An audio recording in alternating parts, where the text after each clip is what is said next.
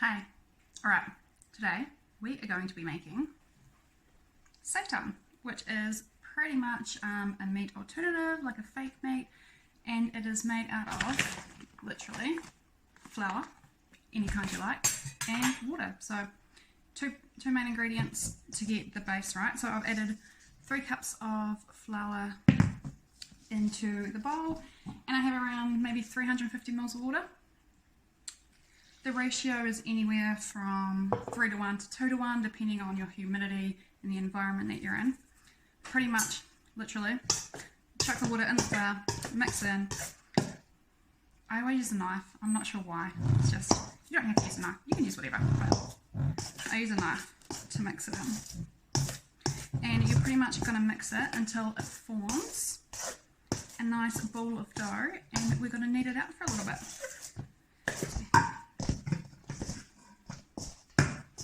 And you want it to be a nice and soft dough. Just stir it in.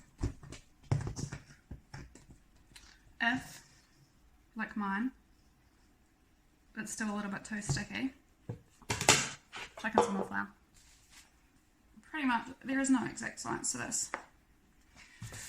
Wing it. My life motto. Wing it.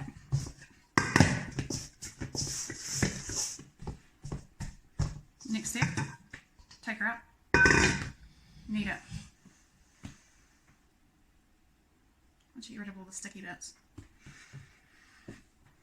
And you're just going to knead it for around 3 minutes.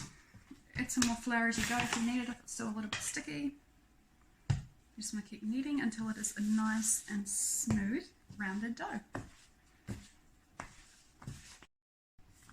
Right, so once you have a nice, smooth dough ball, stick it back in the bowl. It doesn't have to be clean. You don't have to oil it.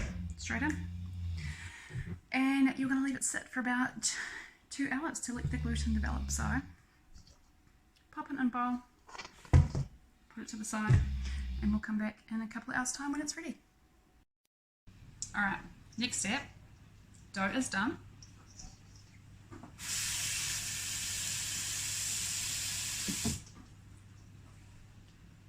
Fill it up with water. Gonna wash the flour. Little water baths. So pretty much now you are just gonna wash away all the starch. So you're gonna be left with a lot of stringy gluten.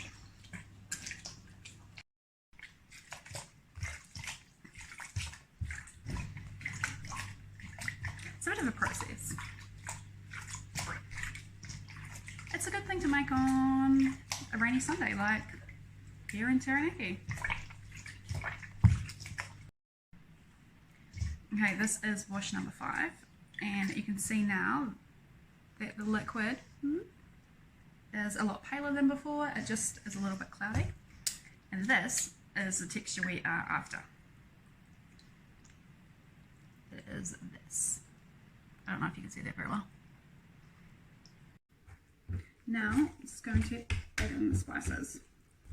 This literally has no flavour of its own whatsoever, so you have to add in a lot of flavour. This is the spice mix, so there is 12 different herbs and spices in here, which I will write down the bottom. Can't remember from the top of my head.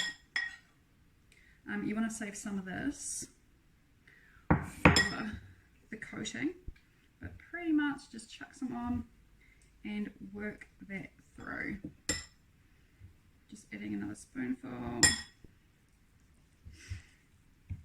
It takes a little while to get it all combined, so a lot of kneading. Oh my god. Be prepared for it to make a bit of a mess. I am yet to learn a way to do this without getting myself covered. So if you've got any tips out there, please let me know.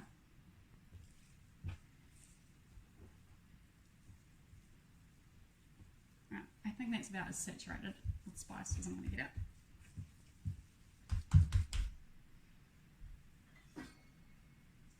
You want to cut it up into portions. Doesn't matter how many.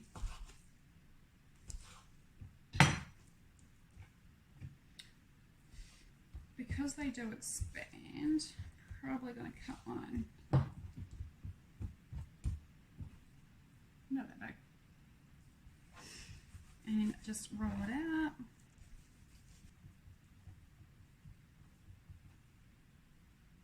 So pretty much you just want to roll it out, twist it,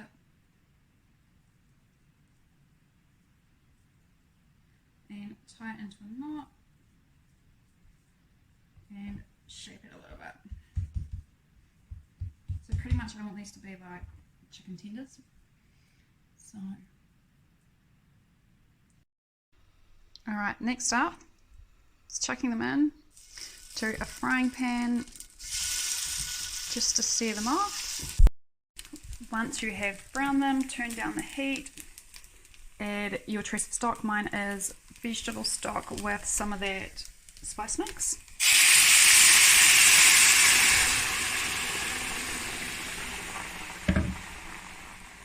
Pour it over, simmer on a low heat for 45 minutes to an hour. And it's been simmering for around an hour.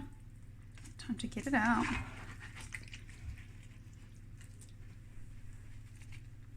I broke one open. You can see the texture. Alright, it's cooked. Now, ready to batter. So pretty much take your Seitan,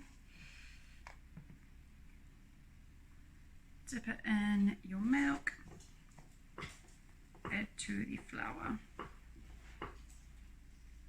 I like to do a double whammy.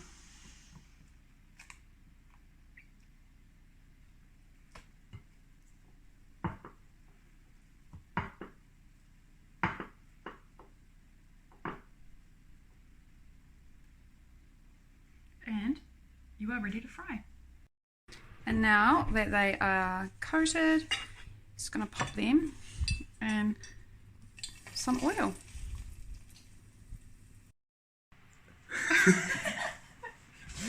Non-vegan trial. But this is the, oh, and doggo. Hey. This is the Seitan, all cooked up, ready to go, super crispy, crunchy skin, and that is the texture on the inside.